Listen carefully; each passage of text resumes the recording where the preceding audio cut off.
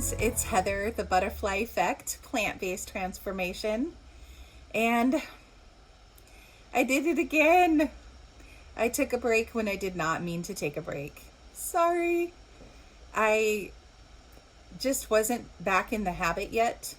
And honestly, I hadn't established how often I wanted to post, exactly what I wanted to post. Had some ideas, but it's just so easy when you don't have a firm plan. So easy to procrastinate. And I definitely struggle with that. I also struggle with something that I call perfection paralysis, where I want all of the conditions to be exactly perfect. Like, I don't look good today, or there's too much stuff in the background, or I don't have enough time to make this video what I want to make it. I think we do that with our healthy living journey also. We can be really rigid in our rules about what we will do and what we won't do, and not give ourselves credit for things that we have achieved that maybe fall short of what we wanted to achieve, right? So if I set a goal for walking 10,000 steps and I only walk 7,500 steps, that's not nothing. But part of my brain wants to say, well, you didn't hit the goal, right? Or if I ate really healthfully and one thing slipped in that shouldn't have, I'm often tempted to focus on the thing that didn't go right instead of all the things that did. And it's not good. It doesn't serve us to be so rigid. I realize that when you're dealing with food addiction, there is a certain level of compliance and accountability that's required. For instance, there is no safe amount of sugar for me. There's just zero sugar is the best amount of sugar. And I try really hard to keep it from creeping in. I don't crave it anymore, but sometimes I eat it without thinking about it if it's an ingredient in something else. And there have been times in my life when I've been really, really rigid about what I would eat or not eat. I was a raw foodie for a while, and I had all kinds of rules about I wouldn't eat food that had been heated to over 105 degrees, and I only wanted raw food, and just lots of rules, right? And that was fine. I'm not knocking that. I know people that eat that way right now.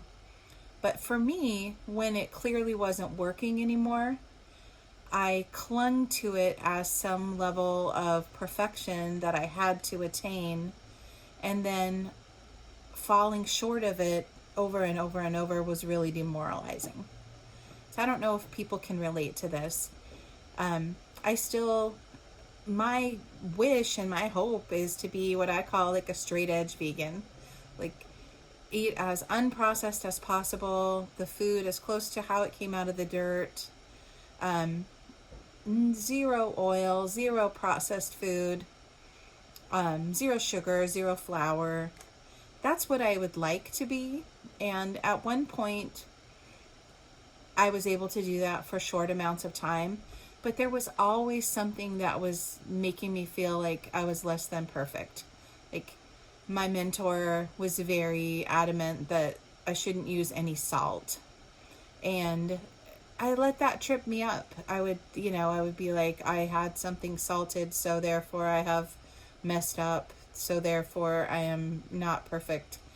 And when you start having those absolute lines, it's a dangerous territory, especially for a food addict, right? Because you can say, if I'm not perfect, if there's only black or white, then if I've slipped into the black, then I might as well just have everything. I've already blown it, right? There's only, it would be like if you had a archery Target, and it only had the bullseye. And if you can't have the bullseye, then you get no credit at all. And that's just no way to live. It was it didn't serve me very well, and it kept me in an unrealistic and rigid place for my thinking, and I don't want to be there anymore. So I don't want to be like that with my YouTube channel either. I've gone too far the other way, where I haven't made it a commitment, and I don't want to be rigid, but I do want some structure. And that's what I'm doing with my diet as well. I don't want to be rigid, but I do want some structure. And I have decided there are, as of today is Thursday, the 22nd of September. It happens that there are 100 days left in the rest of the year. And I would like to make those 100 days really impactful for my health. I'm really focusing on increasing my stamina back from walking. Over the pandemic, one of the things that happened is that I needed a pretty urgent spinal surgery. I was losing feeling in my feet, and I was losing strength in my legs because the nerves were damaged, so my muscles weren't getting the signal. I was having weakness and numbness and had no idea what was going on, and it turned out that my spine had a really bad problem, so I had a surgery to correct that. And I tell you, I'm still not 100%, even though that was 2 years ago. That was in September of 2020. So I really want to focus on building up my stamina, building up my ability to walk further, getting back my lung strength, and just everything. I'm deconditioned because of that. I'm not nearly able to do what I used to be able to do, even previously when I weighed the same as I do now. So I really want to focus on that, and I want to focus on just eating really cleanly, the same way that I used to eat when I took off all the weight before, with more emphasis on do your best and less emphasis on be perfect or it doesn't count. So I want to eat lots of fruits and vegetables. That's what I'm doing.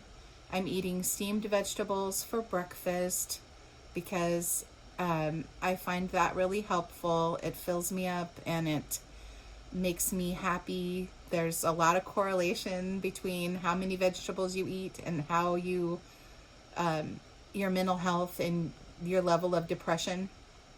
The higher the vegetables, the lower the levels of depression. So I want to do that. I want to get back to eating lots of greens. So good for you, so mineral rich, and just, for vanity's sake, I never had such good skin and hair as when I was eating just tons of greens and lots of vegetables. And I know it's really good for my body in general, but lots of good reasons to eat those greens. Better reasons than like good skin and hair, but it's a nice thing. It's a nice side benefit. I want to eat lots of fruit, especially berries. I enjoy fruit. It's good for me. It has lots of good things in it. And just eating a wide variety of fruits and vegetables. Lots of starch. I eat lots of beans. And just, sweet potatoes. I'm trying to think. Peas, corn.